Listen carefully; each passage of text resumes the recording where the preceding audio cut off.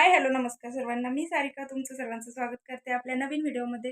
तर कसे आहात सर्वजण? आय होप सर्वजण मस्तच असाल.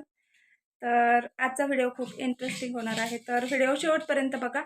म्हणजे अहिल्यादेवीच्या जयंतीनिमित्त माझ्या दोन्ही मुलींनी भाषण घेतलं होतं, ते मी तुम्हाला पुढं दाखवेनच. त्यासाठी व्हिडिओ कंटिन्यू करा आणि व्हिडिओ आवडल्यास लाईक शेअर सबस्क्राईब करायला विसरू नका. चला तर व्हिडिओला सुरुवात करूया. मी आर्या कृष्णा खांडेकर हे आपले विचार व्यक्त करतील त्यांनी करावं असं मी त्यांना विनंती करतोय.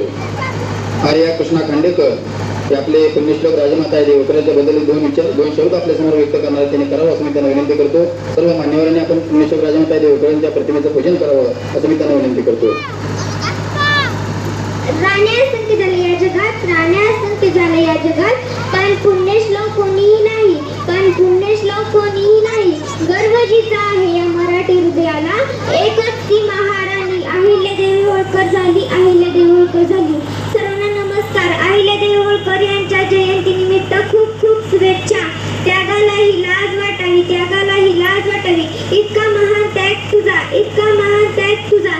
तुझ्या त्यागातून जागा झाला आम्हा लेकरांचा अभिमान, तुझ्या त्यागातून जागा झाला आम्हा लेकरांचा अभिमान. जेव्हा जेव्हा समाजामध्ये अन्याय अत्याचार अधर्म वाढतो, तेव्हा त्याला संपवणारी शक्ती या जगात जन्म घेते. आणि तेच घडलं 31 मे 1725 रोजी माणकोजी शिंदे आणि शिलाबाई यांच्या पोटी धनगर कुटुंबात एक कन्या जन्माला आली. या कन्येच्या तेजाने साक्षात सूर्यही लाजला. या कन्येचं नाव अहिल्या असे ठेवण्यात आले. ही तीच महिला जिने सत्तेचा मंत्र वापरून विकासाचं तंत्र हिंदुस्थानच्या मातीत राबवलं. एवढे बोलून मी माझे भाषण संपवते. जय अहिल्यादेवी म्हणलं.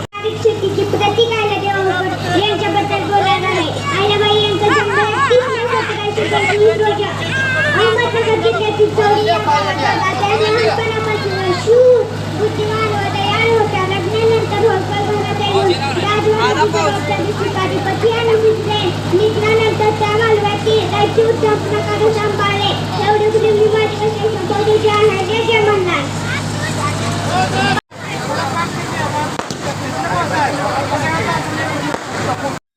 माझी मी व्हॉइस देते.